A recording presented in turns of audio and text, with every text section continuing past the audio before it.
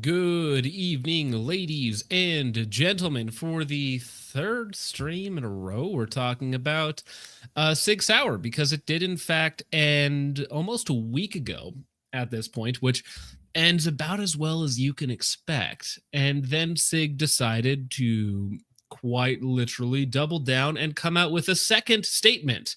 Sir, a second statement has hit the internet. That probably would have been a good meme to throw in right there. But as it is right now, welcome. I am Focus Trip, the engagement hacking grifter, and I run this channel with my co-host Richard. How is your evening going, sir? Wonderful, wonderful. I hope everybody had a good week. Well, better than Sig's having. Yeah, obviously. Now, before we get into this, so for those of you who aren't familiar with the Sig drama, essentially they came out with a statement like a week ago at this point saying the truth about the Sig Sauer 320. It ends today, which of course accused all of us of being engagement hacking grifters, of being leftist gun grabbers and anti-2A people for assuming that prepondering the evidence that the 320 might possibly go off when unintended, right? Don't believe your lying eyes.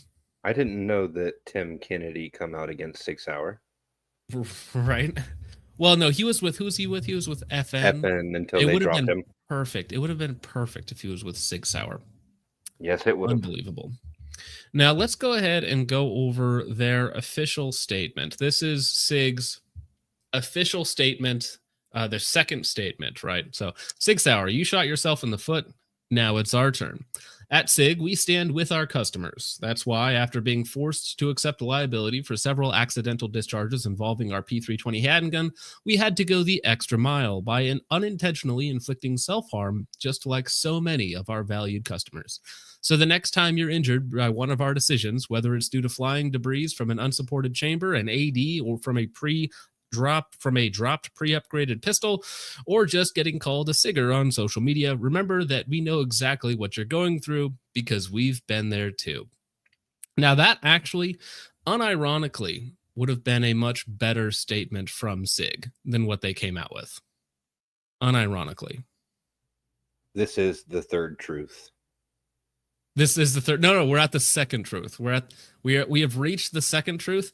It is possible that next week or the week after, if Sig continues down this rabbit hole, that we could finally get to the vaulted third truth. And GB Guns just got back to the US, but needs to do some editing. But instead, he's watching this stream. Well, it will be a better use of your time, unless you just really want to make fun of Sig, to get that editing done, because I know that's what I have to do after I'm done with this stream as well. So we're both putting it off by being here. All right, let's see here. Now that is, of course, a spoof statement. That's not the real one. Although, again, unironically, that would have been a better statement for Sig to come out, poke fun at themselves, and be like, we'll just move on from here, I guess.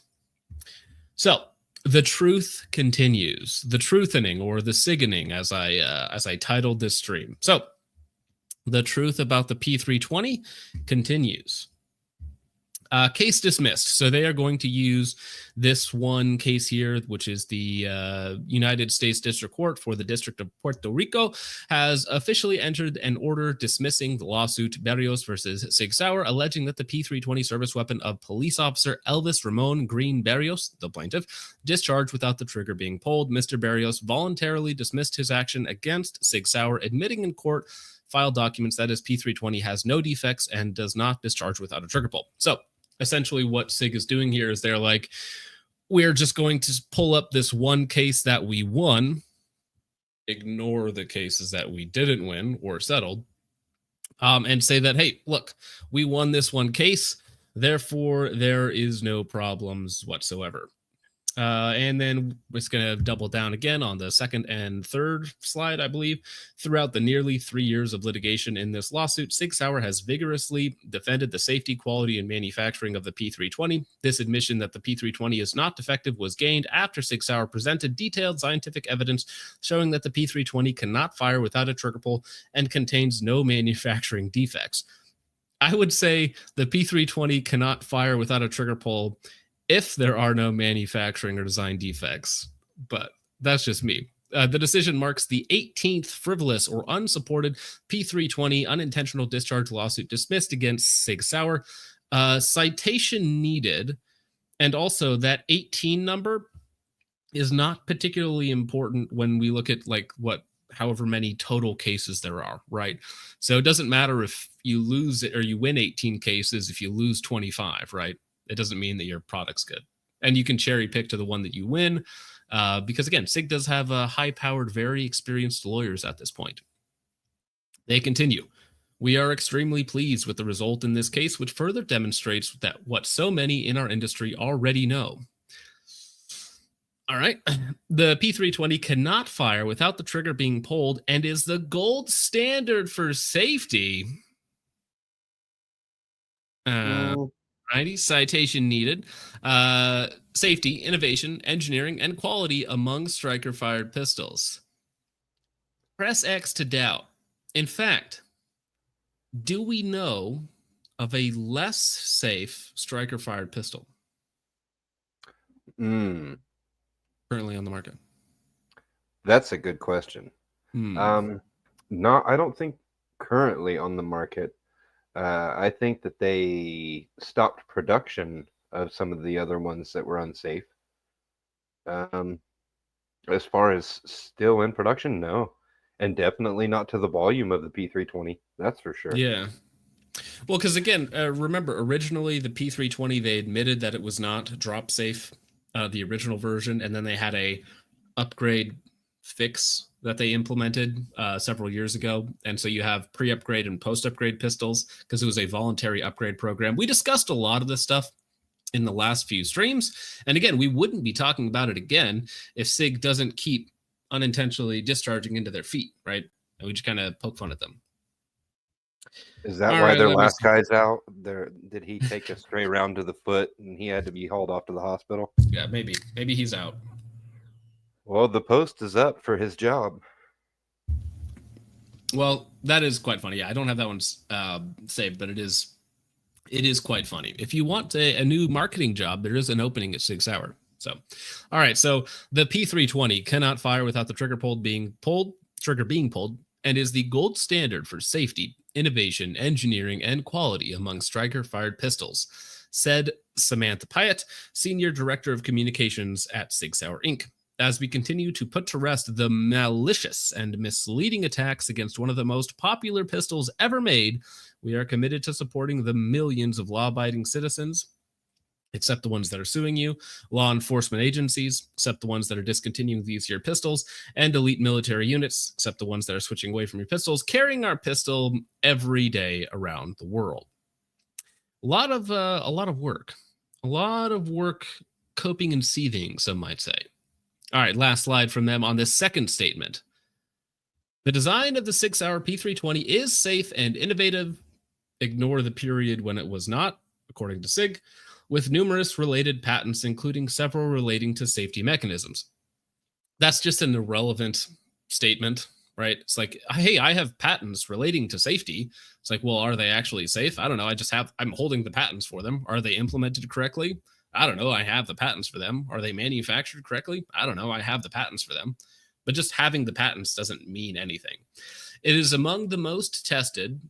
That part is close to true, which is why we have so many problems with it. Proven, that gets dicey, and I want to be careful with my language because I'd like to not catch another C&D from your high-powered lawyers, but proven to do certain things that you may not want it to do, some might say, and successful handguns in recent history, with versions being selected as the official sidearm of the US, Canadian, Australian, and Danish militaries, among many other military and law enforcement organizations worldwide. Sig Sauer is extremely proud of our long history of producing high-quality firearms and our unwavering dedication to safety. For more information and accurate facts, please check out our own website. Please visit the p320truth.com. Now, somebody should have purchased that domain before and like had all the other truths about the P320 up there. That would have been quite funny, but oh well.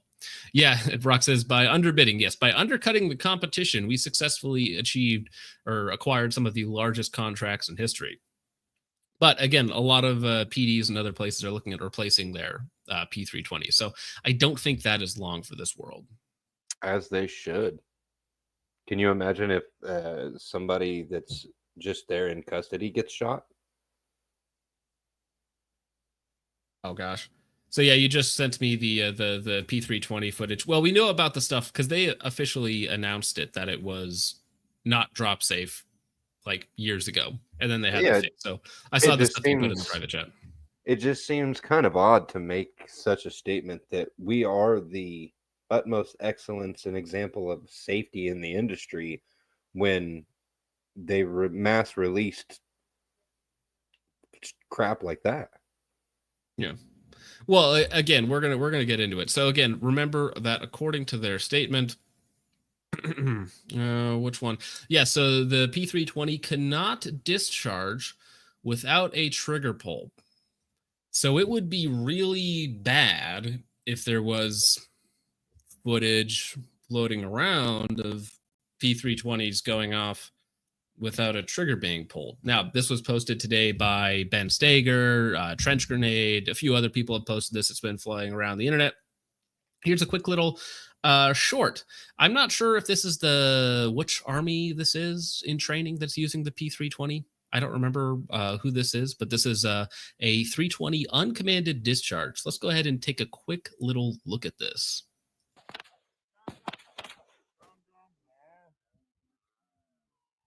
Right? So he goes to reholster. Now, this holster is not a great holster.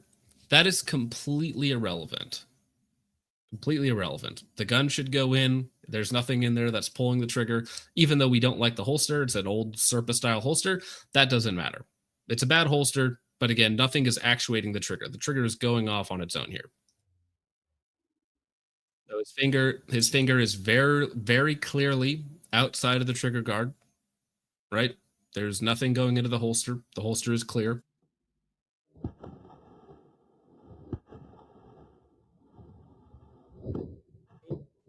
Ooh. Ouch. Now, again, the holster is kind of a crappy old style Serpa holster. Not a great holster. But you can see that after he gets the whole gun all the way in, pushes down to seat it, after that little additional motion, that's where it goes off. Now let's back it up a little bit further there.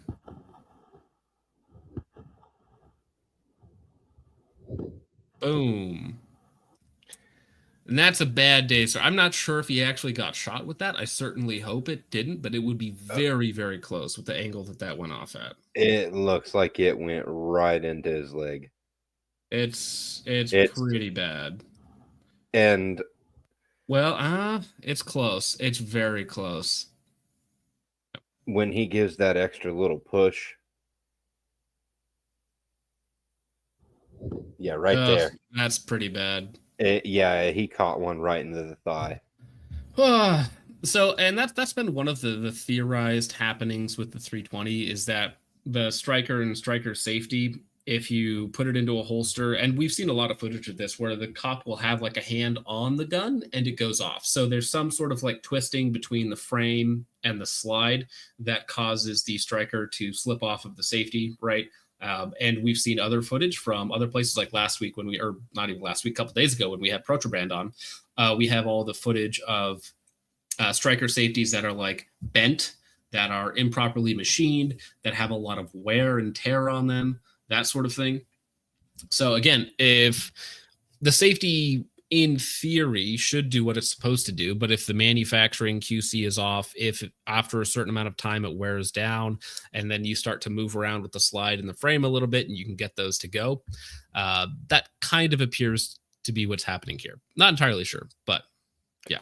So my theory on it is, and like I said, this is complete conjecture at this point as far as the overall theory, but the way that those fire control units are designed, the drop-in style, they are essentially just metal and pins stuck together, right? It's not a very rigid setup until you put it into the frame and put the pins in, right? Those little fire control units, have you ever handled one outside of the... Well, I mean, but so's a Glock fire control unit is plastic, right?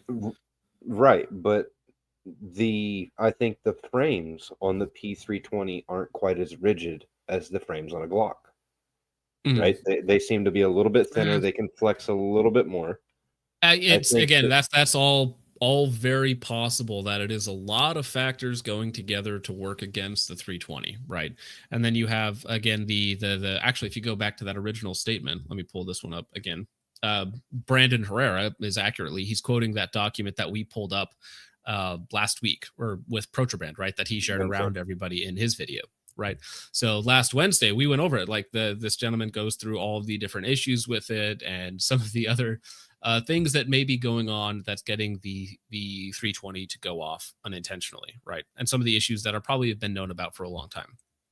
All right, but now years ago this happened. 2 years ago, Gungus released his video on the 320 firing on its own. We're going to check that out in just a second, just to go over it. This is something that has happened, that's witnessed happening. There's video of it happening. So it's not something that can never happen. It does happen, right? And I'm confident in saying that. Marty Robbins, sorry, go for it. Correct me if I'm wrong, but I believe that there is at least one, if not two, certified letters from RSOs stating that they witnessed exactly what had happened. Right. That went there's along lots of with the witness gun testimony. to Sig. The problem with the witness testimony and why people don't have places as high of a weight on it is like, I believe Hop's argument for this was like, it's always not in the cop's favor to say that they ND'd themselves. Always blame the gun, always blame the equipment. That's in their best interest to do. So if a cop shoots himself and says, oh yeah, the gun just went off on its own, right? There's 50-50 there, right? We don't it's in his best interest to lie, basically. So that's why video is like, okay, now we get, or you have like a lot of witnesses, that sort of thing. Yeah, the Gungus one specifically happened to him at a match. It caused him to, if I'm remembering correctly, he was at a match and it caused him to get DQ'd. We're gonna, yes. Well, we're gonna go over that because again, it was a holster, gun in the holster. We'll talk about all this, but head on or hands on hat, hands on temples kind of start, and then the gun goes off. Nothing is touching it. Nothing. Right. But we'll get into that in just a minute. Let's get through these first because some of you guys have been incredibly generous. So thank you. Marty Robbins. You're good. No, Marty Robbins for 199 says, I'm already Siggered. Well, thank you. You were Siggered an hour before the stream started. So thank you very much, Marty Robbins. Sig Sauer for 499 says, what's going to happen when we have Tim Kennedy throw a backpack full of 320s at you and all 25 go off at once? Well, that's like those airsoft grenades. Do you remember those where it would have like a bunch of different ports on it and then they would all go off in like different directions? That's kind of the same concept, except you get little 9mm going in 25 different directions. Quite fun. Thank you for that, sir. And Chromosome Hoarder 69 says, remember, no nimming. Absolutely. We have a strict no nimming policy on this stream. Mitzat Mitzvat TV for $4.99 says, "Gosh dang, engagement hacking grifter lol." Yes, both of us on this stream are engagement hacking grifters. Appreciate it, sir. Fresh Pinochet, who I did appreciate his helicopter rides back in the day. Siggers, keep moving. This is a Glock neighborhood. Yeah, that would have been a good meme to put up as well. Thank you, Mr. Pinochet. Sig Sauer for $4.99 says, "Good evening, ladies, gentlemen, and tranny grenade." The trench grenade, I don't know if that's just going to never go away at this point, but thank you for the $4.99. I appreciate it, Mr. Sig Sauer. I appreciate you spending the money on me instead of suing me. So let's keep it going that way, shall we? John Crump News for $1.99 says, "A Tesla drives itself and a 320 shoots itself." Yes, if they had a brilliant marketing strategy, it would be the telekinetic trigger, right? It goes off before you don't even need to press the trigger. It knows. So that mind handgun connection. I thought it was the Desert Eagle that shoots itself. Oh, wait. Never mind. Well, that too. Jake for $1.99. Oh, gosh. Yeah, that's another rabbit hole. That story died. Absolutely died. Jake for $1.99 says, "The pre-stream vid conferences is unhinged. #femboys." Yeah. The Discord link is pinned in the chat. If you do want to hang out, I was in the voice chat with everybody hanging out for a little while before the stream. I try and do that. If I see people in there, I join all the time. So, all right. Oh, actually, I see Kook Club in the chat. I'm actually going to pull up your meme in just a minute. So you wait, good sir. Great account to follow on Instagram. And I think you have a YouTube channel as well. So check him out. Grits Taste Good for $5 says, "What's up, my Siggas?" I think everyone is doing well. Thank you very much for the $5, sir. Sig Sauer again says, "Next week we send out a press release about how we won a case against a security guard in Samoa, Wisconsin." That's a good move. I think you should keep doing this every week so that the engagement hacking grifters can continue to grift engagement off of your content, sir. So I think that's a great marketing strategy. Honestly, if you could do this in a weekly format going forward, that would make my job very easy. So GB Guns for $10. Thank you very much, sir. Says, postponing editing and not paying you to not make videos. Yeah, it's a weird cycle. You're not paying me to not make videos, which I get paid for. So, but it all works out. Thank you very much for the $10, sir. Chromosome Hoarder 69 is back for $4.99. Says, "How many gender affirming negligent discharges does it take before Sig admits the truth?" Never. Again, they will never admit wrongdoing unless a court forces them to, which they have in a couple instances, right? So until that happens, never. It literally doesn't matter. However many pictures and videos come out, it does not matter. But thank you for the $4.99. Oh, and he also says, "Hi, Richard." Hi. John Smith for $4.99 says, "I think at this point I won't be feeling bad for anyone that has an issue going forward. No excuse not to know better anymore." Well, and that's the thing. Sig made this worse, right? Sig continued to kick the internet and call people names and call them leftists, gun grabber, fake news artists, engagement hacking grifters or whatnot. And people don't take kindly to that. So congratulations, you caused a fire by pouring gasoline on yourself and lighting the match. Good job, I guess. Very efficient way to ruin your 320 sales. I thought that was only Air Force, not Army. Yeah, that's another story that died. The Gun Vault for $10 says, "I may die with my P320 in my hands or in my holster. Either way, ride or die." Why not both, good sir? Why not both? Yeah, so I think I am going to try and pick up a 320 just to play around with and see if I can make it go off on its own. That should be a fun experiment because they're really cheap right now. There's a lot of used 320s floating around for not that much money. I bet if you wait a week or two. Yeah, it's going to keep going down. It never stops. Logan Sucks at Shooting for $5 says, "I wasn't expecting a stream tonight. Hope you are all having a good night." Well, I am glad to hear that you are doing better, sir, and we appreciate it. Thank you so much for hanging out. Right. I got Logan... I messaged him earlier. He got the first, well, I guess I can mention it here. I'm going to do occasional giveaways on Discord to just random stuff. So if you join the Discord, you might get drawn. Logan was the first one because he ended up being the first member over on the other channel. So he ended up being the first random one because he was looking for something that I just happened to have. So it was going out as a giveaway anyway, and it went to him. Nice. And yeah, Logan is doing much better. He was in the voice chat earlier, so we chatted a little bit before the stream. Good. So Good deal. all right, let's now this video came up from a while ago from Gungus, right? And Gungus has been posting a lot of fire stuff on Instagram as well. So go check it out there. But this video blew up a couple years ago. So this is like a known issue. This is a thing. So every time Sig comes out with a statement calling you names, calling you a liar, calling you whatever it happens to be, like this is just a thing that has happened. No, this is not clickbait. My Sig P320 actually did try to shoot me from the holster in the middle of a steel challenge competition. Now, before we get started, I want to make it clear the goal of this video is not to bash Sig, but to share my experiences with the P320, especially in light of the incidences that have happened with the Milwaukee Police Department and others. So to get started, and again, if you go through the document that was shared by Protraband, like they go through the list of all the different incidences. There were certain departments or agencies that had like 18 different incidences they claim of a 320 going off, right? So this is something that has been happening. Again, this video is 2 years old at this point, and this is something that has continued to happen since then. I was shooting a steel challenge competition with my P320 X5. It was stage 5 of 6, and we were on string 4 of 5. For those of you that are not familiar with steel challenge and how it works, you have 5 steel targets in front of you, and you are to draw out the timer and engage all 5 targets, finishing on the stop plate. So I'd finished 4 of my 5 runs, and I had reloaded my fresh magazine to get started for string 5. I reholstered the gun, and between reholstering the gun and going to my start position of high ready, the firearm went off and shot around right near my leg into the ground. So needless to say. Now, this is incredibly important because, again, there's an RO there, there's witnesses there. So this specific incident wasn't caught on camera, but there was plenty of people around to witness it. And fortunately, Gungus has a big YouTube channel where you can actually post stuff, right? And it's going to get attention versus somebody, if you have no reach, probably not going to get out to as many people.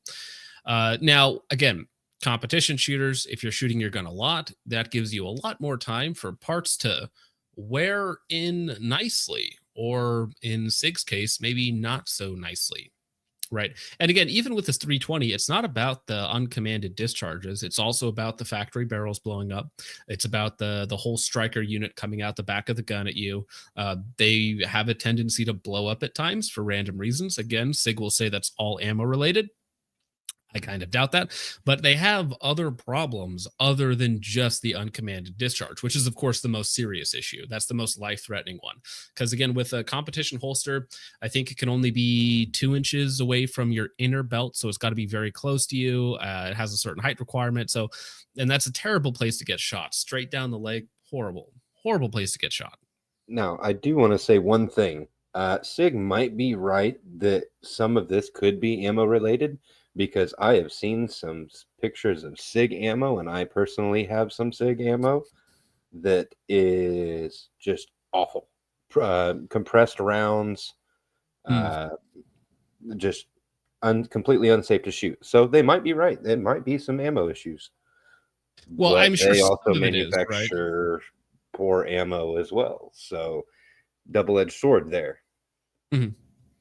Well, and I think there's some truth to all of it, right? But Sig saying it's 100% ammo related, probably not true. Some of it probably is, right? It happens. You get bad rounds, or you get a bad barrel, or whatever. But it happens, again, just a little too frequently for it to be an accident. And when you have people who go to classes and, do competitions, be like, oh yeah, I've seen a couple 320s blow up on the range. It's like, well, that's higher than, it has a higher proclivity of doing so than like every other handgun out there. So the local rental range near my house only had 2 guns that were down consistently. It was the P365 and the P320. Those were the 2 that were always down. The 365, for the first 4 months when it came out, they were breaking strikers like every other week. Yep. Well, and Pyromaniac Bro for $5 says, without knowing what gen of 320, all these stealth upgrades make it tough for you to find the models that go off without inspecting in person. That is very important because Sig has changed. Like, you can look through the different models through the different years and you can see, well, this is a little different, this is a little different, this is a little different, but it's all marked as just a 320, right? And so there've been these lots of, well, that too, right? But there's been lots of little stealth upgrades and changes and geometry adjustments and whatnot to the internals of the gun. And it's like, well, why are we doing that?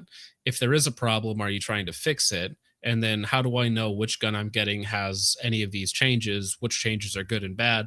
It makes it difficult to trust the gun that you have if you don't know what's actually been done to it. Now, the Jackal, you said PSA, the PSA Jackal does a very similar thing with the way that it runs. But say, Libby. Sorry, I had to get at the door. It's all right. Do you need to do the daddy thing for? All right. No, he's chill. My wife came and grabbed him. He just wants to play Halo after the stream. That's all. Okay. I was gonna say not super important right now, but no, we'll be good. All right. Well, let's keep this rolling. Yeah. To say after the round went off, I was in shock. My leg was stinging. I honestly thought I had been shot at the moment, but luckily for me, I had my Benchmade knife sitting in my right pocket like I always do for my EDC. The bullet from the 320 actually skimmed off my knife, cut the scales off. Maybe I'll get a replacement someday, but shout out to Benchmade. Your knife was tough enough to stop a 9mm and prevented me from ending up with an extra hole in my body. So to continue, the bullet shot ricocheted off my knife, cut my right pocket, split the top of the holster open, but stayed retained within the holster until I got my wits about me again, removed the firearm from the holster, cleared it, and set it on the table. From there, we went through and made sure everyone was okay. Luckily, the RO and the people standing behind me were all fine. To think that, your life could be irrevocably changed if you didn't have a knife in your pocket to deflect a bullet going off you at a range. Yeah, to think if he had it actually clipped on his pocket instead of down in his pocket. Well, it's funny because I usually have a knife clipped in my pocket, but when I have a gun, it rides like a hip holster or whatever. It rides too close, so I actually take it off. So, obviously, it's a little different in this case with the competition holster and whatnot. But yeah. Yeah, I take mine off too. I don't just drop it in the pocket. Vintage Warfare says, look, if Sig had just said, it came to us in a dream, our guns work, I would have liked them at least 1/5 more. Yeah. Listen, if all you had to do was not go after everybody who had a problem with you, right, or said that your guns have issues, all you had to do was not do that, and people would have liked you a lot more. But instead, you can just burn your inventory of 320s, which might actually not be as big as you might expect, because I think sales have slowed down quite a bit over the years. All right. Yeah. Shadow Force says, Yakub told them. Yes. The great Yakub. We went through, we took pictures documenting the situation just to make sure. As you can see from the picture, I still have my shirt clearly tucked into my pants. There's no obstructions there. As for the holster is a Blade Tech meant for the Sig P320. They're on the cheaper side of things, but generally seen as quality. So there was nothing really bad I could say about the holster. It's a perfectly fine holster, right? No problems. There's nothing in the holster.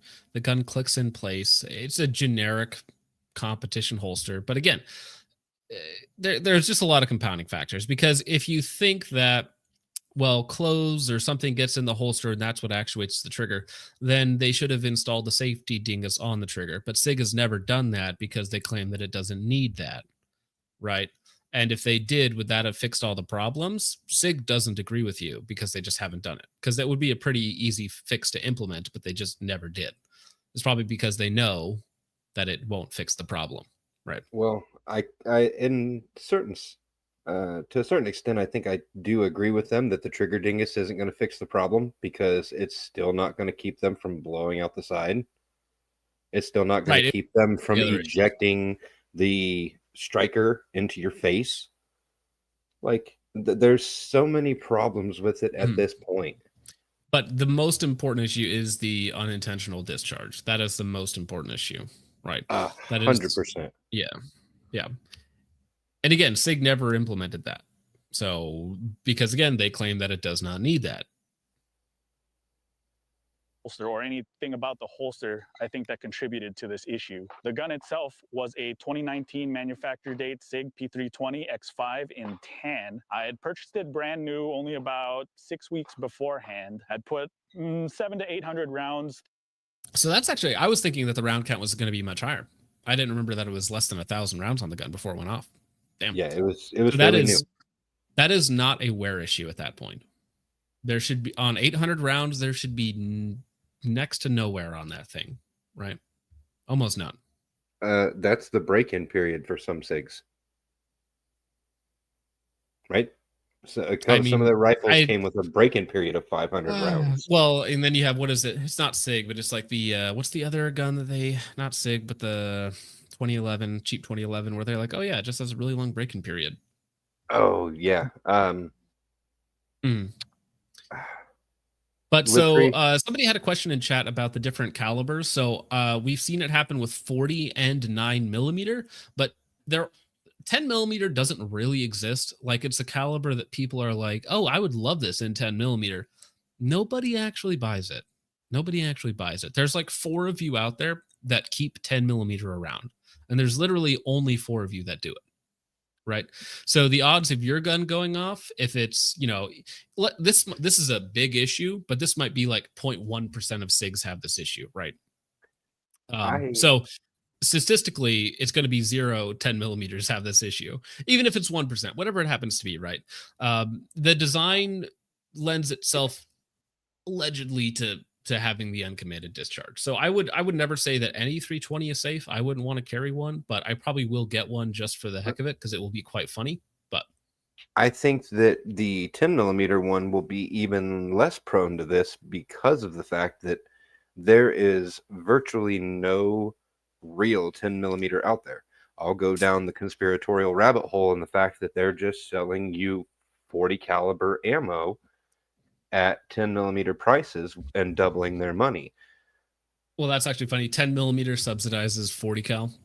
It does, because they can use the same thing to upsell you, basically.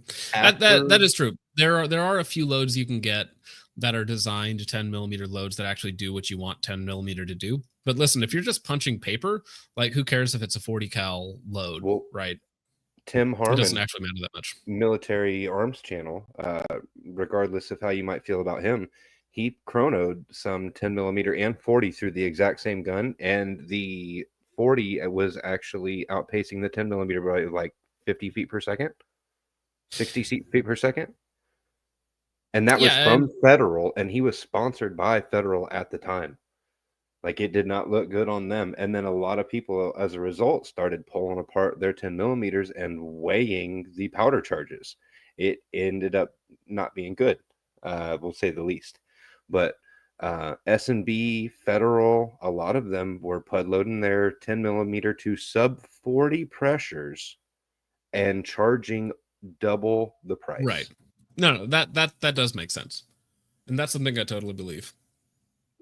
But again, there is still 10mm out there that is like the people call the Buffalo Bore, or like the designed rounds, the designed, people that make really hot 10mm. It does exist out there. But if you just grab a random case, right? If you just grab a random, case of ball ammo, it's just going to be basically like anything else. It's garbage. So, the only two, if you do shoot 10mm, the only two manufacturers I would consider is Buffalo Bore and Underwood. Both of them make really, really good 10mm. Aside from that, I don't really see a use case for it.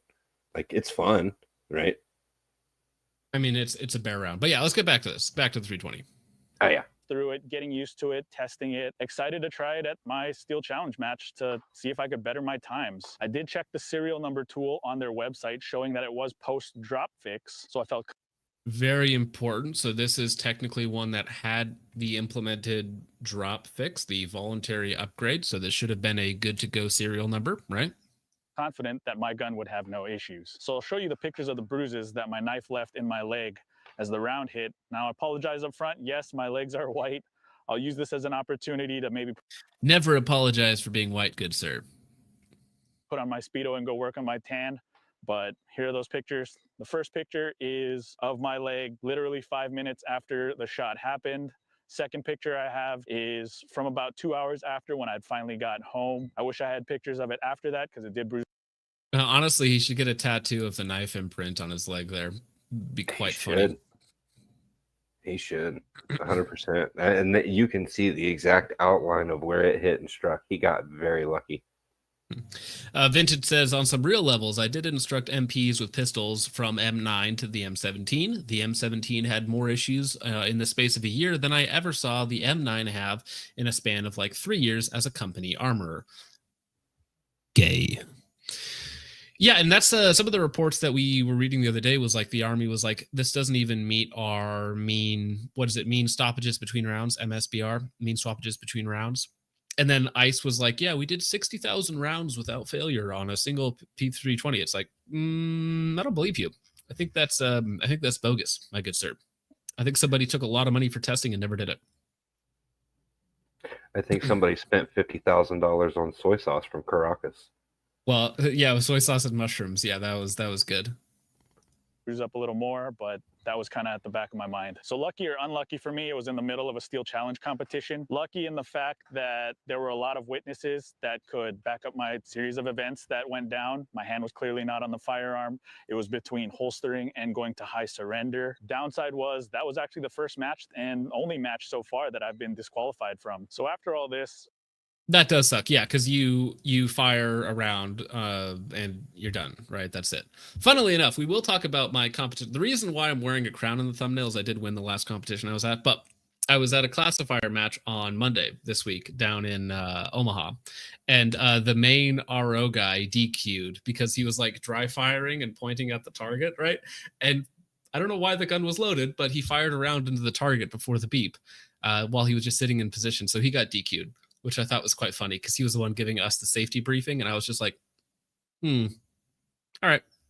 Anyways, DQs happen, though. Everybody gets them. Yeah, it just sucks that he had an RSO that was willing to sign off that it wasn't his fault, and he still got DQ'd. I think that is technically in the rule books, right? Because like if I'm a retard, I show up to stage with an unsafe firearm and it goes off. Like if I have a gun, like for instance, I had a Timney trigger that would occasionally do like a 3-round burst. If I did that at a competition, even though it's not my fault, I brought that equipment there, so that is my responsibility, right? And he can't let you continue to shoot if you have an unsafe firearm. Like absolutely not.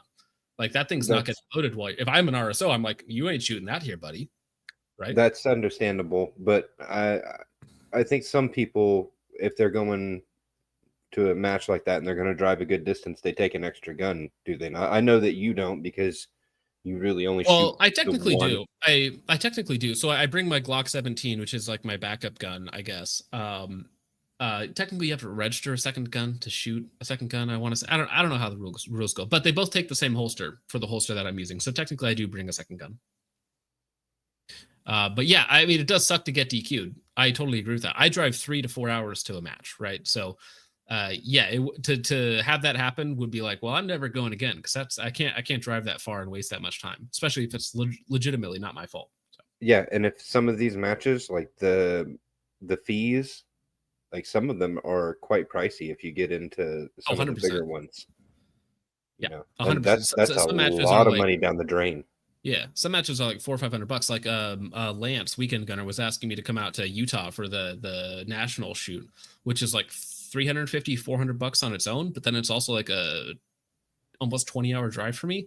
So it's like hotels and everything else. It's like that's $1,000 trip for me for a match, and that's and then probably not gonna, you add in your ammo fees and everything else on top of that. You're going to be well over $1,000 probably.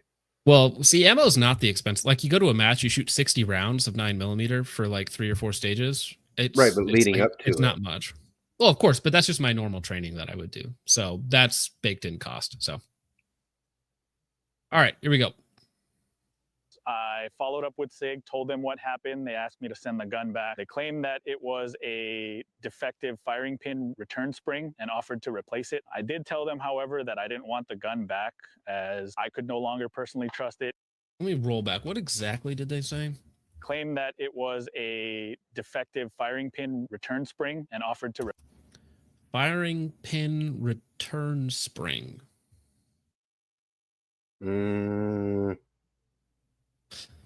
So if it is, let's say that is the real part that's defective, isn't that like a warning for all the other ones that you have that spring in there? If there's like a batch of bad ones floating about? So I could be wrong, but a firing pin return spring? Well, so this is what he's saying. I don't know if he's misquoting the part or whatnot, because if he showed the physical email, then I could see like exactly what they said. But that's just what, yeah. So I don't know if he just misquoted the part or if that's what they actually told him, but I would actually like to see that in written form to see exactly what they said after this stream and see if he will send me over some screenshots. Yeah, if he still has that email from 2 years ago at this point. Well, I'm pretty sure that he kept documented of the exchange. Mm-hmm. You know what I mean, like the actual email, not the like. I guess you could print it out, and that would be the physical email. So transference of it from the digital realm to the physical realm. So I did tell them, however, that I didn't want the gun back as I could no longer personally trust it. It had some pretty bad memories for me, and in good conscience, I couldn't sell it to anyone else knowing what happened to it. So I ended up with a replacement gun that wasn't a P320, and that's kind of... See, that's a good move on his part to be like, I'm not selling this thing because I don't feel safe with it, so I'd rather have something else than that gun. That's a good move. Yeah, definitely. Considering I think he ended up with a 226, so he definitely traded up. Something quite a bit cost better. Him. Yeah, just cost him a bruised leg for a week. Mm-hmm. Sig be like, Sauer, do not redeem the spring. Yes.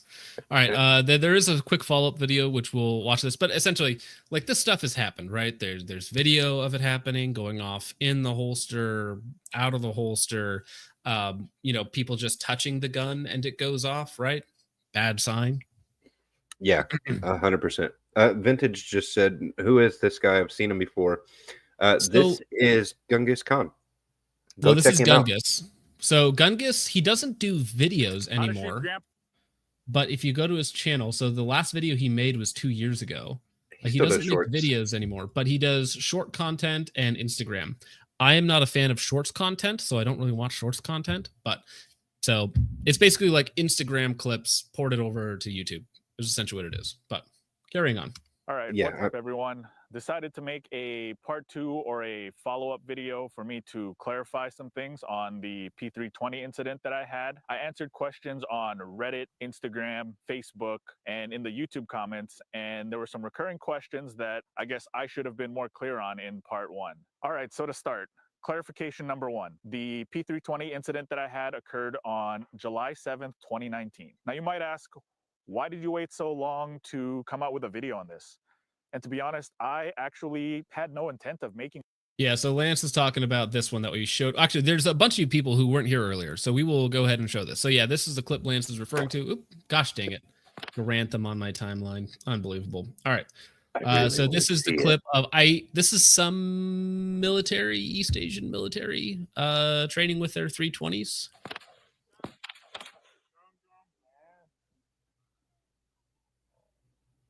So he's reholstering it into a crappy holster. We've already talked about that, but it doesn't matter. It's just a holster we don't like.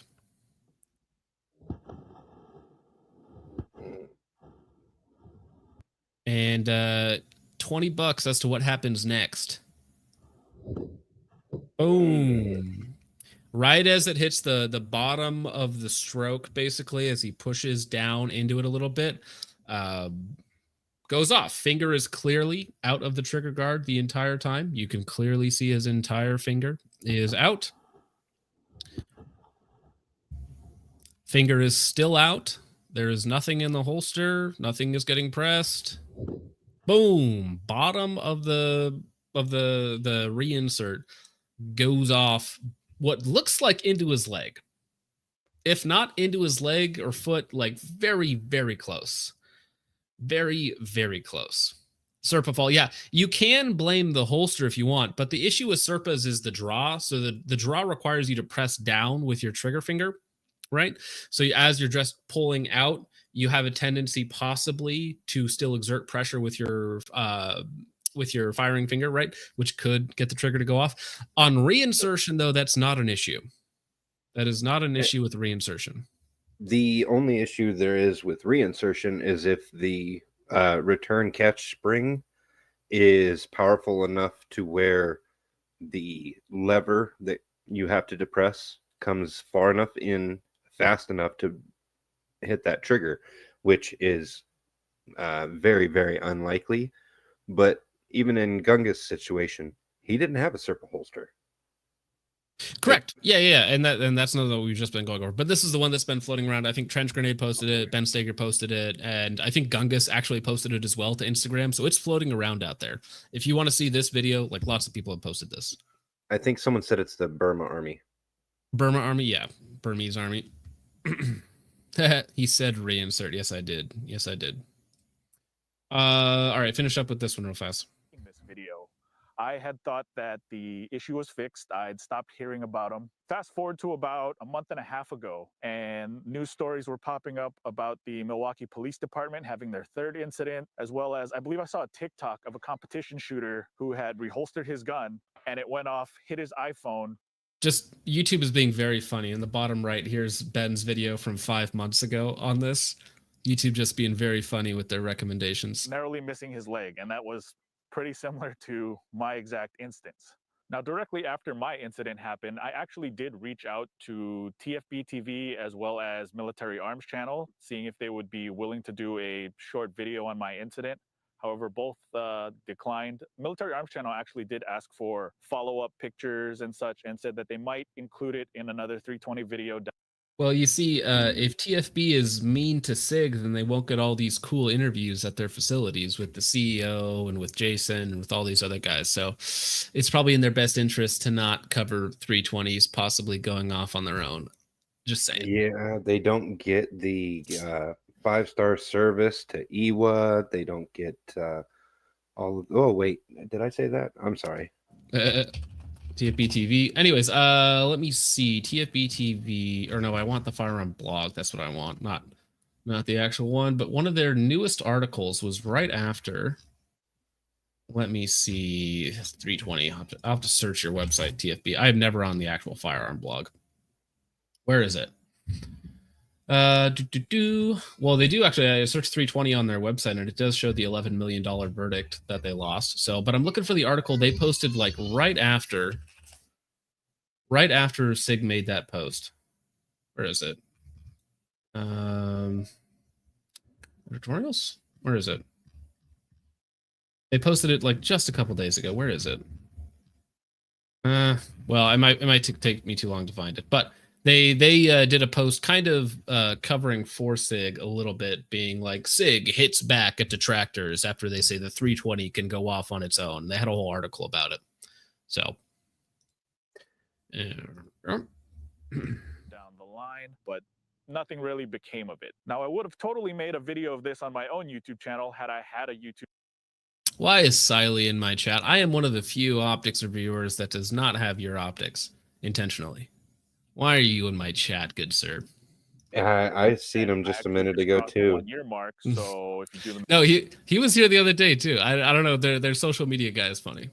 Math, my P320 incident happened well before having my own YouTube channel. This is also why clarification number 2, or explanation number 2, why I don't have video of the actual incident. Now, obviously, I wish there was footage of the actual incident because I could just show it and it would be one and done. However, since then, I did actually get permission from another competitor in my squad at the competition.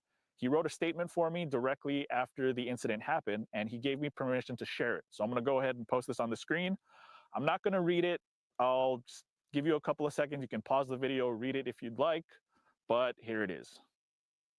All right, so to whom it may concern, on 7/7/2019, I was participating in a steel challenge match at the blank shooting facility when I witnessed what I believe was an accidental discharge of a firearm. I want to emphasize that I believe it was an accidental discharge and not a negligent discharge.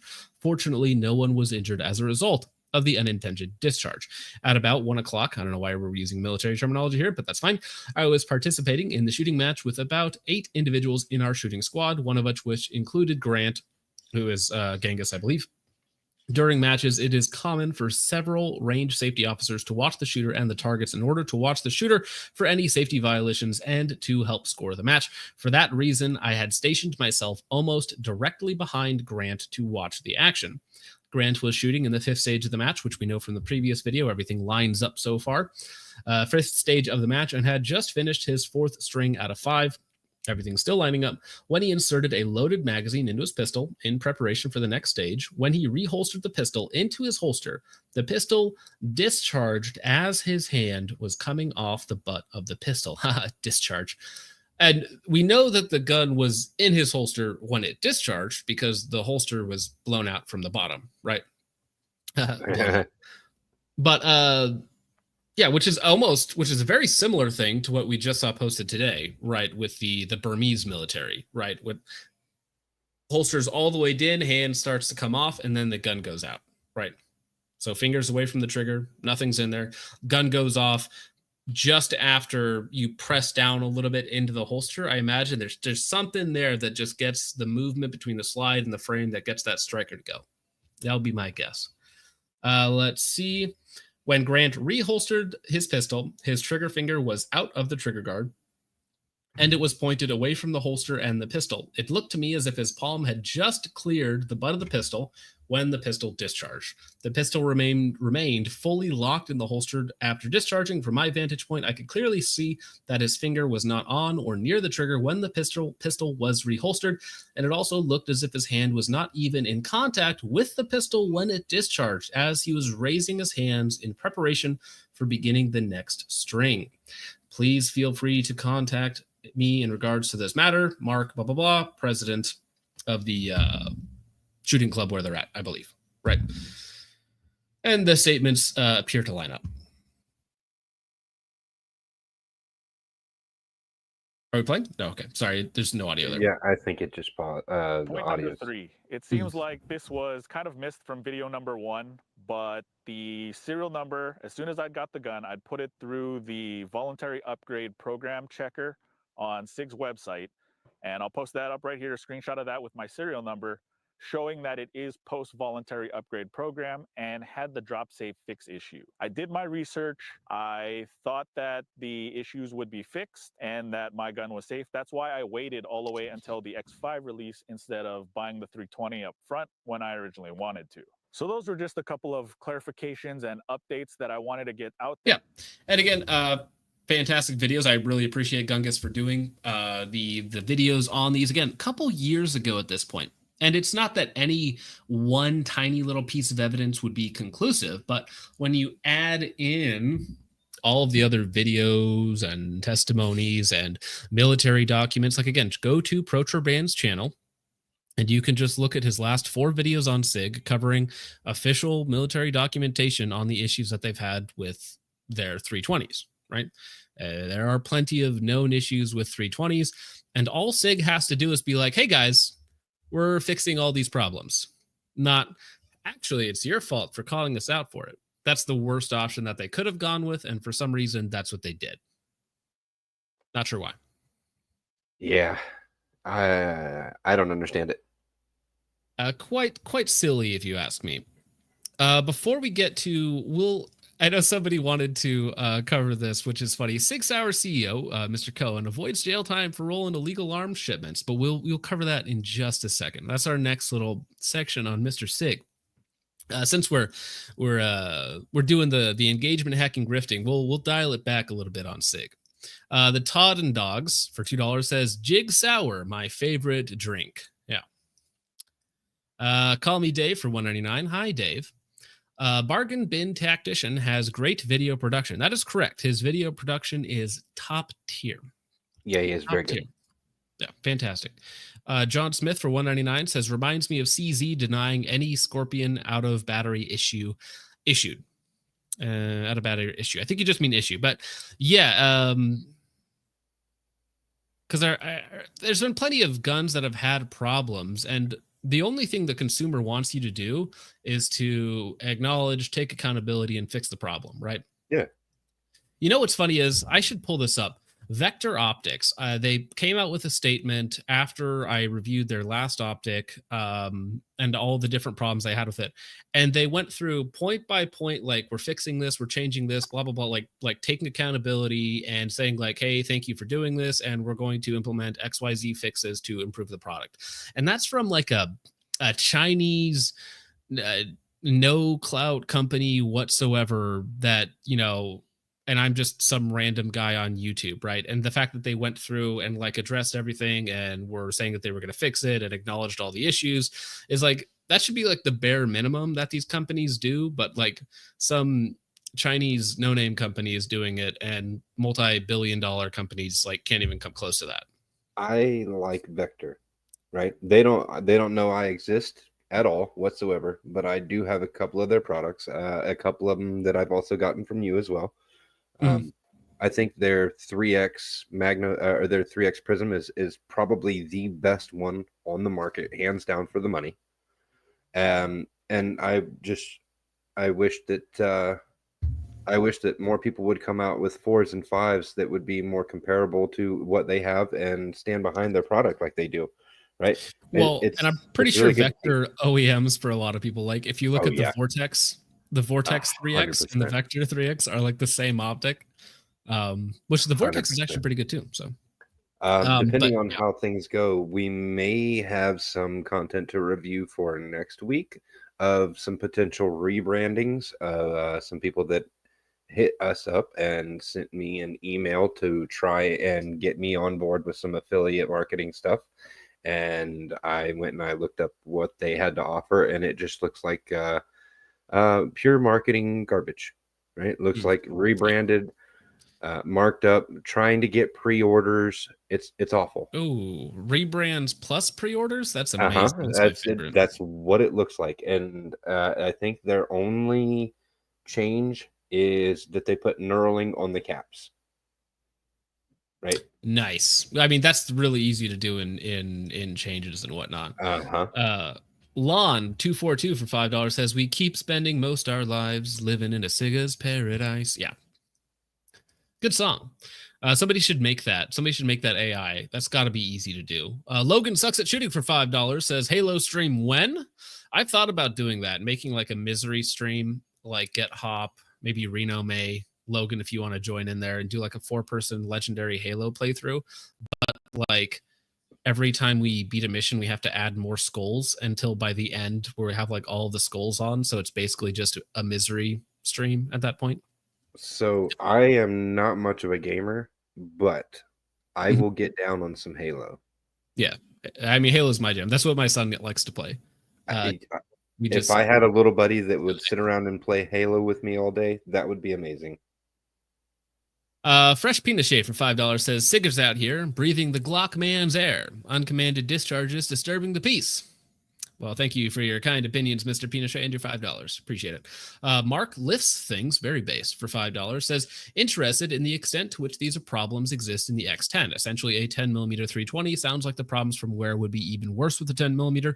Well, I don't know how the barrels are, so I'm not sure if the barrel support issue is the same with the 10mm versus the 9mm. So, and there's probably just honestly not enough of them out there and not enough data to conclusively say on the 10mm. Because I don't know if there's some sort of internal geometry redesign specifically for those, because they're not exactly the same. So, honestly, can't say. Sig for $4.99 says, did you notice that it's always the tan version? Stick to black. Once you go black, you never go back. Sig sounding very sus over here, Mr. Sig, although maybe it makes sense for the type of company you run. Tap Rack Stovepipe for $1.99 says, I always say Sig sucks donkey deep. That is all. Well, thank you very much for the $1.99, sir. Todd and Dogs for $2 says, once you go black, even Sigs don't want you back. Thanks for the $2, sir. Logan again for $5. Thank you. Says the military should switch. Damn it. The military should switch from the 320 to the Colt All-American 2000. Yep. You got me. Damn it. Thanks for the $5. Chromosome Hoarder 69 for $1.99 says Nimda. It's the man himself. Yes, Nimda was nimming in chat, and I believe we banned him because we have a strict no nimming policy here. But thank you very much. Bulge Deep in Vagina for $4.99 says Sig started a new dance craze called the 320 Shuffle. Yes, it's a dance on command kind of thing. It's very spontaneous, if you will. Appreciate the $4.99. Irish Soap for $1.99 says, these claims are actually psyops. Sig, tomorrow. Yes, exactly. Sig will release another statement. And that's like you have the two statements, is like the two towers, and then the third statement is going to be like building 7, right? I think that's the plan. And then they'll be done after that. Still not sure how that one fell, but anyways, Chromosome Hoarder 69 for $4.99 says, ask the Siley. Oh, the Siley guy. Ooh, Siley versus Holosun says, asks the Siley guy about his beef with Holosun Josh. Hey, Siley, are you still in the chat? Why don't you like Holosun Josh? Because he hangs out in our Discord sometimes. Jake for $1.99 says, put 320s in a more-man bed and watch the magic. Is it because of the soaking and the jumping, as they call it? Thank you for making me think about that, Jake, for $1.99. Much appreciated.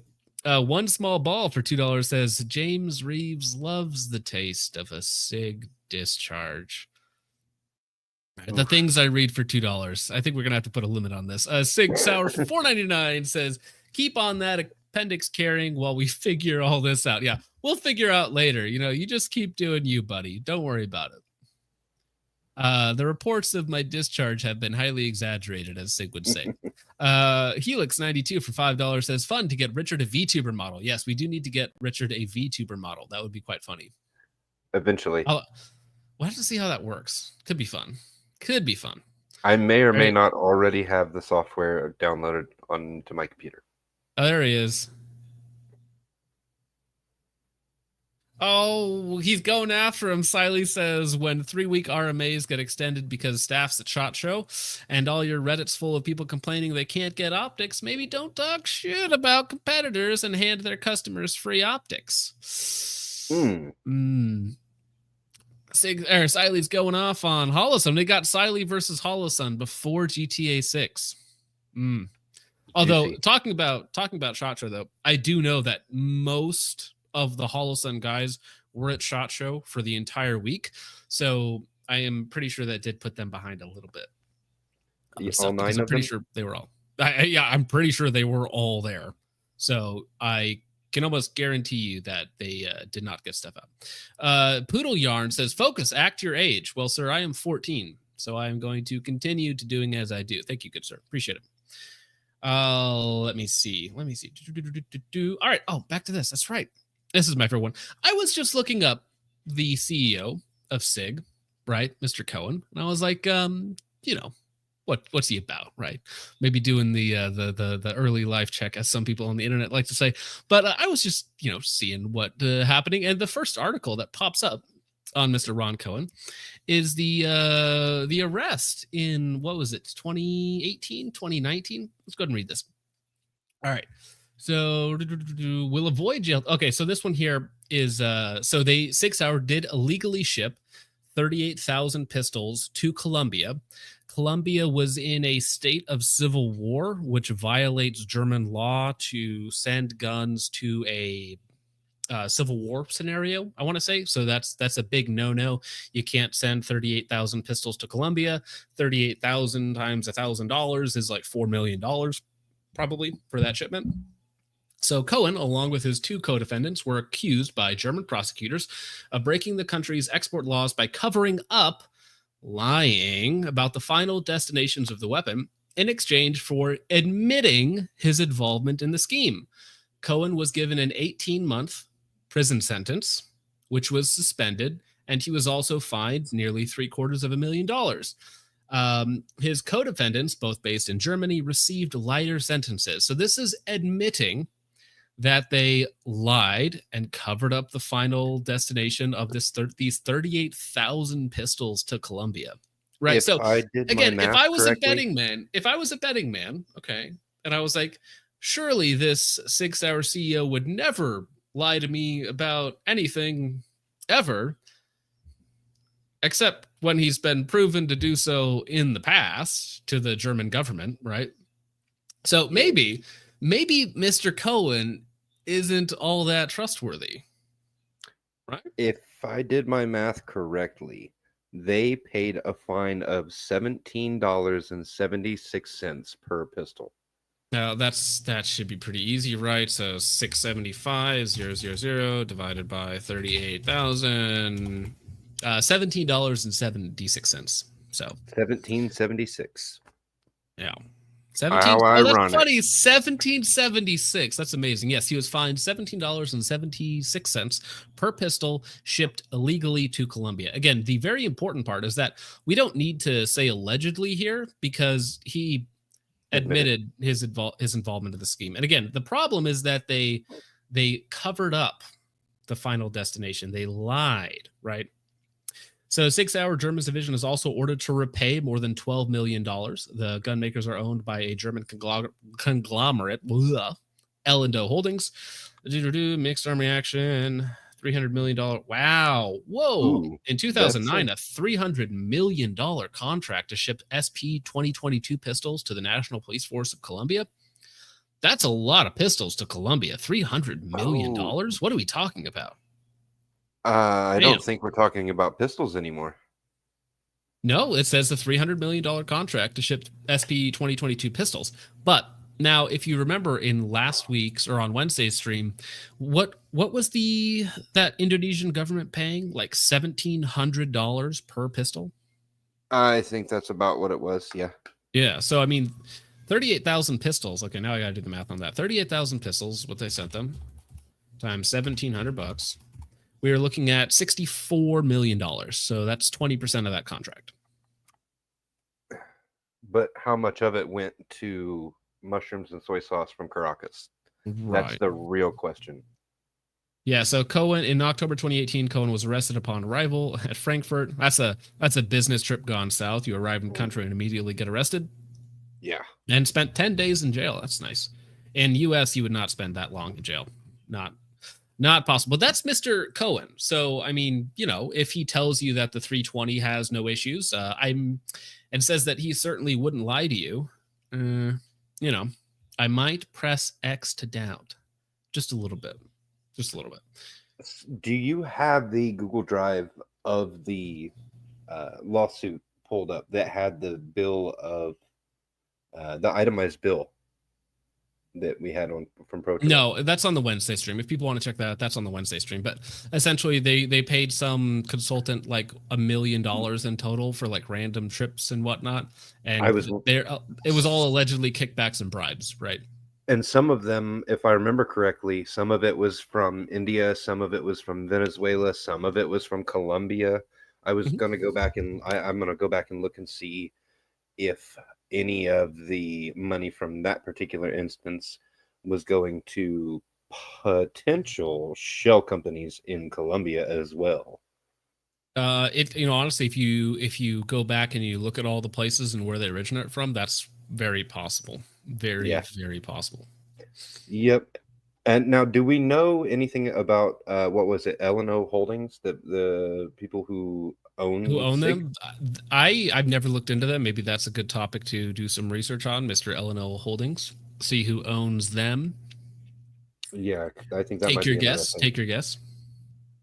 Yes, and well, Dixie points out. So Dixie Mauser, also a great account to follow on Instagram, says y'all know a lot of the Sig products are made in Israel. So they're made in India, Israel, and America, even though they claim that all the parts are made in America, although they are not. Which is funny because, again, Mr. Cohen, the design for the 320, he's coming from an idea of IDF carry, which is not around in the chamber. And that's kind of what the 320 was designed around. So that's a little, that has something to do with them going off unintentionally.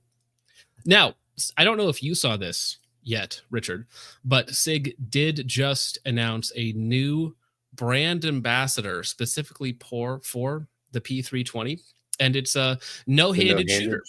No-handed shooter, because he is immune to the 320, as it were, blowing up.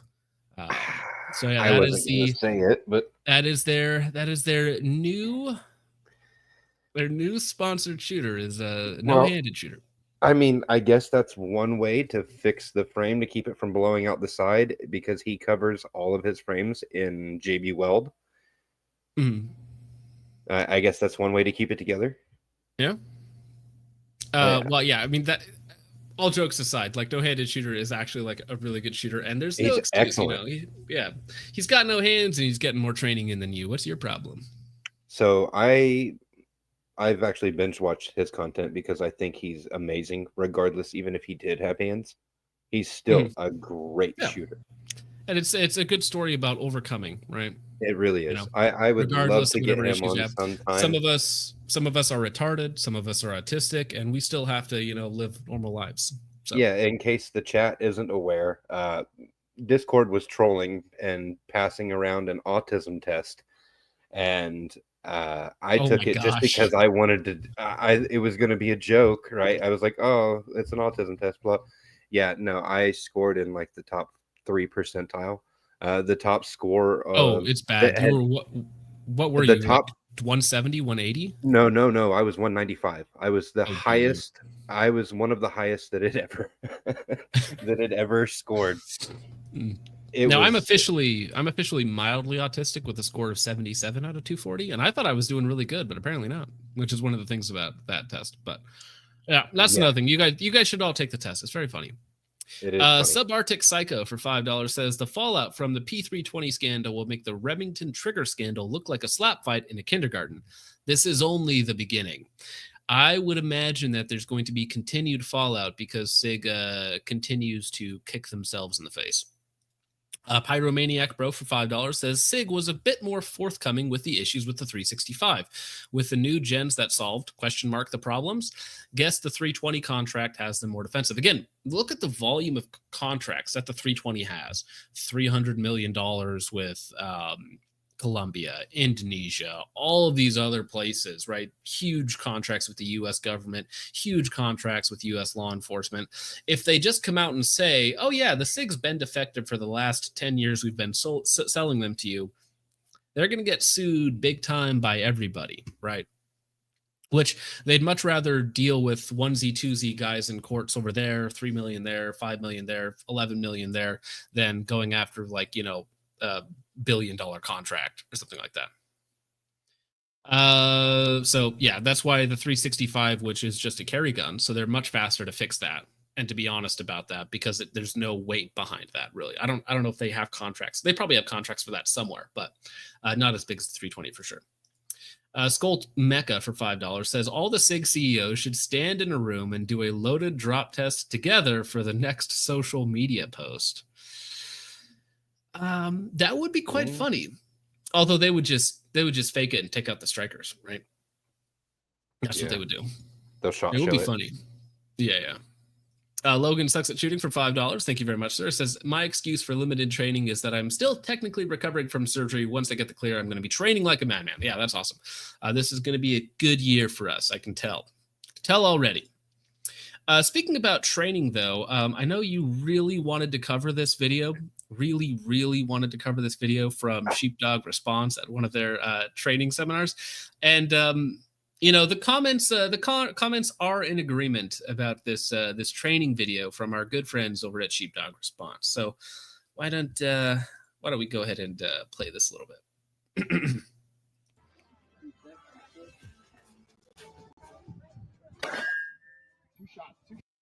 Now, this to me looks like very effective training coming from Sheepdog Response, and this is exactly what I would want to spend $1,300 on, I think. I think for this class. I think that they offered a 30% discount. I think 30 or 33% discount for women because 77 cents on the dollar or something.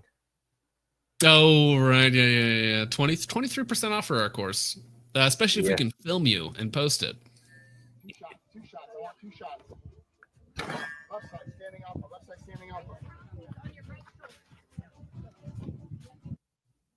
I'm not really sure if there's any effective training going on here or what the point of this exercise is. Is it like trying to expose yourself as little as possible from behind this VTAC barricade? I think somebody's exposing themselves a little bit behind well, never mind. I just did. I wasn't aware that Sheepdog were baking cake. It's their new marketing strategy is their bakery division. So there is one other video. If you have a second, I'll pull it up. It's another one of their shorts. marketing Another specifically to the shorts? women. There you go. Oh yeah. Yeah, Who is this marketing towards? Oh, what gun is that? What gun just failed? Is that a Glock? Unbelievable. Friendship ended with Glock. Had a malfunction. I think it's actually a Smith & Wesson M&P. Yeah, this is basically this is top tier training footage from a multi-$1,000 class. No, the next one is the thirst trap. Yeah, left side, urban prone, alpha. Left side, urban prone. Urban prone. Urban prone, whatever that means. Left side, alpha. Yeah. Alpha's out there. It is. Yep. Okay, I can't. This is so funny. The top comment, of course, is Giat Job. Yep. She got a permit for the gun and a CDL for the wagon. Yeah. Yeah. The comments are in agreement. So I can tell why you wanted to review that training footage intensely. Thank you very much for that, Richard. Was there another one you wanted? There is. It's coming your way right now. Oh no. It's very similar from Sheepdog. Let's just say I can see why some single guys might be interested in paying $1,300 for a day class to go and be taught by. 35, you weren't actually even joking. 35% off women. No, I was being 100% serious that they're 75 or 77 cents on the dollar. Yeah, no, it's a real thing. A real thing. Yeah, it's a Sheepdog Response has Vintage has done a couple videos on their stuff. So that actually would be funny for them to cover. Yeah, Yoki Stirp adjacent. Very true. I know how much you love the guitar. I love the rock. So is this all it is? Is it just women in clothing, in tight clothing? That's the entire. No, it's some wonderful grips. Oh, that was an awkward frame. Oh yeah, Tactical Santa getting around with the girl. I think he reaches down and chokes one of them at one point in time. I thought that was actually Mike Glover's role, but apparently not.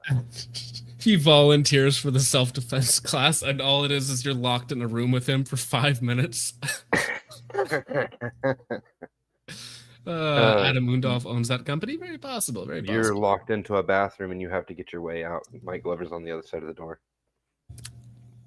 Will they teach us about the grip zone? Probably. All right. Yeah, just the choking women class. There is a frame. Wait. So no, listen. We have the women's offender class. The women's defender class. Where's the women's offender class? Because that's the one a lot of you guys would go to.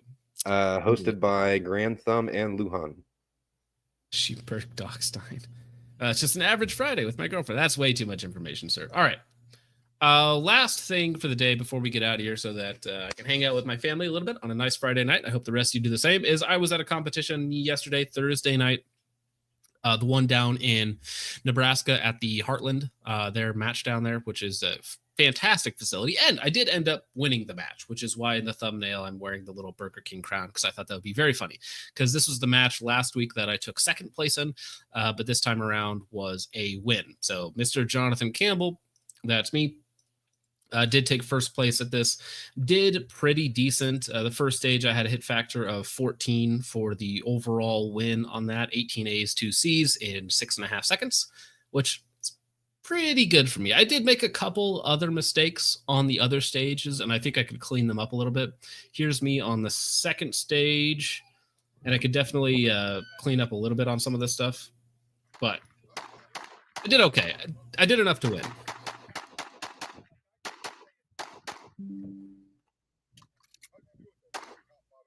I did make the same mistake I did the first time where I was 1 round short on the last target, so I ended up being like 1 second slower than I should have been, 1.5 seconds slower than I should have been. So I think I went from taking first place on the stage to like 5th place, but overall it was still enough to win. So I did win the match, which is like, I think I made a post on Instagram, like the tallest midget or something like that. It's not that impressive. There were some really good shooters there, but I feel like I could definitely have cleaned up in a few areas. Now, in terms of USPSA matches, I have 2 more in the next 2 weeks. And then I have a 6-stage classifier match at the end of the month. So at the end of the month, I will be classified in USPSA, because I did actually buy my USPSA membership. So I will have a ranking. Now, earlier this week, if we go to mine, I can pull it up here, I think. Pull this one and go to my inner 10. This was also a classifier match, which I took 5th in out of 34, 35. I messed up one stage horribly. So I definitely was also in contention if I just wasn't a retard for one of the top spots out of these guys with a couple masters in there. My one classifier, I was right at what I should be for a master ranking. And then one, I was low A. So if everything goes well during the classifier stage, I have a couple weeks of prep to kind of work up to peak, so to speak, for the 6-stage classifier at the end of the month. If I do everything perfectly, like perfectly, I will squeak into master. Realistically, I will end up mid A, because I will probably make a couple mistakes, because my issue has been consistency. Like, for instance, on one classifier where I was burning it down. I was like, this is amazing. I'm doing fantastic. Go for the reload, drop the magazine on the ground. Very embarrassing. Still managed to take 5th or 6th in the stage, but lost 2 seconds just for being a retard, just for being a complete retard, right? Dropping a mag on the ground. Like, what are you doing?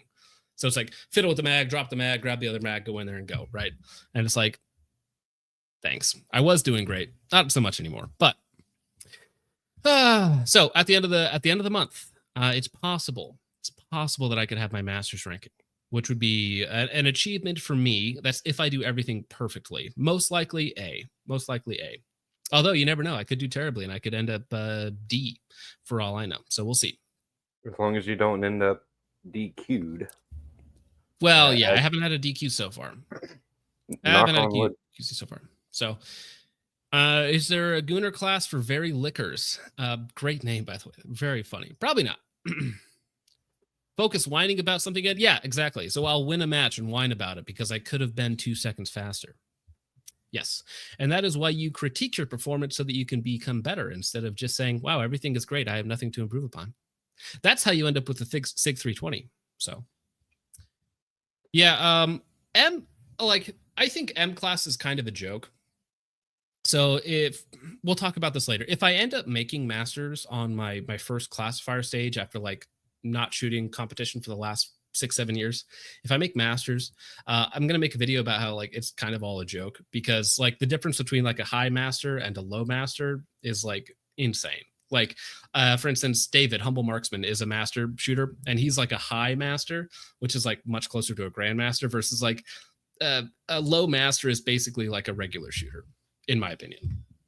Basically, there's such a wide gap between the top masters and low masters that it's kind of silly. But anyways, let me see. We don't have anything left, so that is it. We are done. For so Jake says, I've seen A's beat M's and GM's. That is true. I think with grandmasters, because it's the percentage, right? So a master can be at 94.9% and a grandmaster can be at 95.1. That's the split between them, right? It's just that last little bit. So masters and grandmasters can be very close, and I've seen A's go up, and especially in matches. In matches, it's different because people can have a bad run. People can do something stupid, but that's why classifiers is what your ranking is based off of, and not just local matches, right? Because winning a local match for me should not be very impressive. If you put 20 average shooters in a room and I don't win, that's a problem on my part, right? Now, if you put 20 really good shooters in a room, then I should be fighting as hard as I can for the top half of that. That's my personal opinion. So. No one you know of, member for 3 months. Thank you very much. Says, good evening, peeps and Richie. That's right. Good evening. You missed it. You came in right at the end. So I'm in carry optics as well. I don't C class for me. I feel like you just don't do enough classifiers, because I feel like if you shot class, I've seen you shoot, you're a really good shooter. So I feel like you should easily AM, no problem. Because that's where I think I'm going to be at the end of the month, unless I do something really stupid. The first classifier that I ever shot, I was doing things I don't ever do, like spin and shoot and different things for a classifier. I've never done that before, and I'm getting scores 80, what is it, 84% or something like that, for which is like just like 1% under where it needs to be for a master. And it's like, I've never even done this before.